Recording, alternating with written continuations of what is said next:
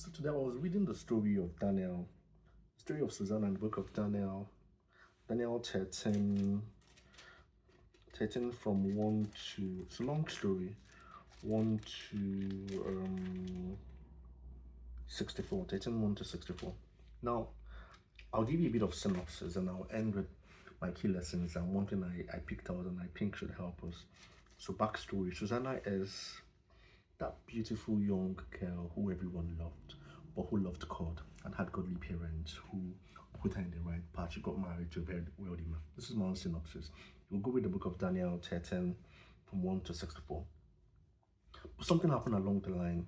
Her beauty captivated everyone, but she's married to a wealthy king, to a wealthy, very rich man.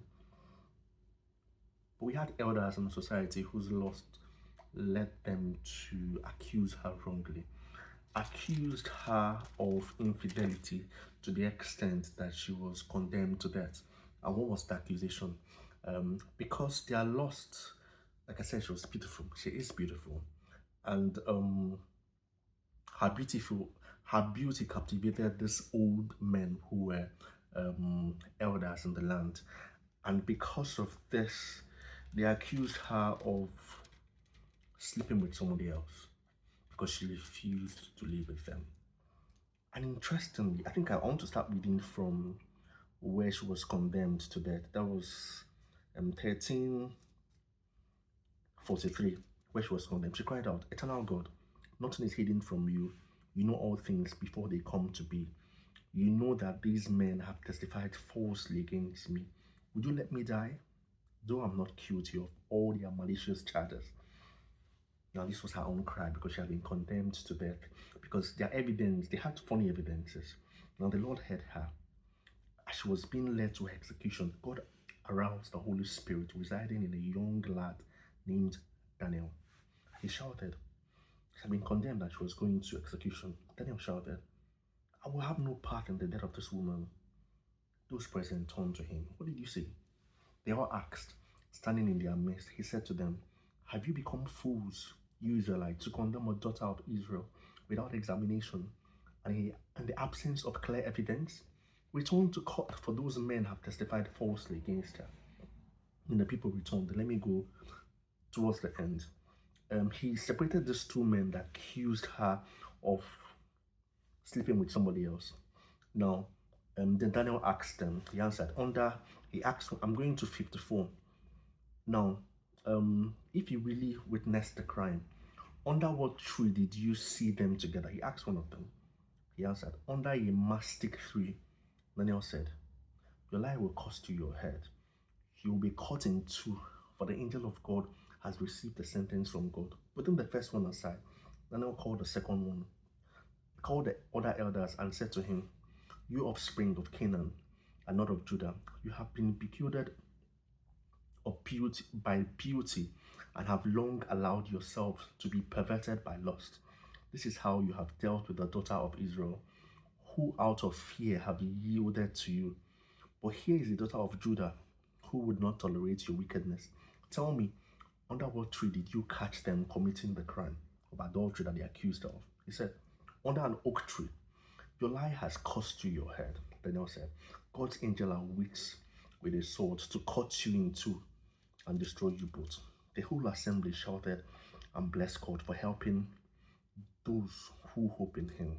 He turned against the two elders who, through Daniel's effort, had been convicted by their own mouths in accordance to the law of Moses. The penalty was the two elders had intended to impose upon their neighbor was inflicted upon them. They were sentenced to death, thus innocent blood was spared that day. Now this is the end for me. You see, sometimes some things look, the only reason why Daniel was able to help was that she prayed.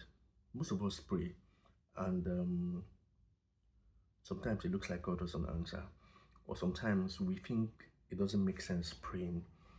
But most times, the Holy Spirit speaking through Daniel was what saved one of God's own daughter. The lesson are much, but one that stood for me was this. Your accusers might look like the right people, then the evidence might not make sense, but it's not still a foolish idea to still reach out to God and ask Him, because the Holy Spirit could speak through anyone. It was impossible that Daniel saved her because it was 1 against 2. We had 2 elders who had strong evidence that this beautiful lady, remember, she's beautiful, but she's married, was accused of adultery. And they had evidences. It took the wisdom of the Holy Spirit to make Daniel help this lady. So go back to read it. Daniel, story of Susana, Daniel 13, 1 to the end. But in the end, it's a reminder of why we need the Holy Spirit, constant cry to God, irrespective of how bad it is. And the story of infidelity, the story of accusation, the story of people assumed wise being foolish is as old as human had been. So don't get carried away if your case looks hopeless. Even if it looks like a foolish act, still cry to God, because He will always show up, because you are His own child. I'm waiting for you. It's a Sunday. I hope this helps you see the flaws of humans, and remember that even in the flaws of humans, that you would always reach out to God the Father, and He will speak to you through the Holy Spirit. I'm waiting for you. Yeah, cheers. My name is Telson.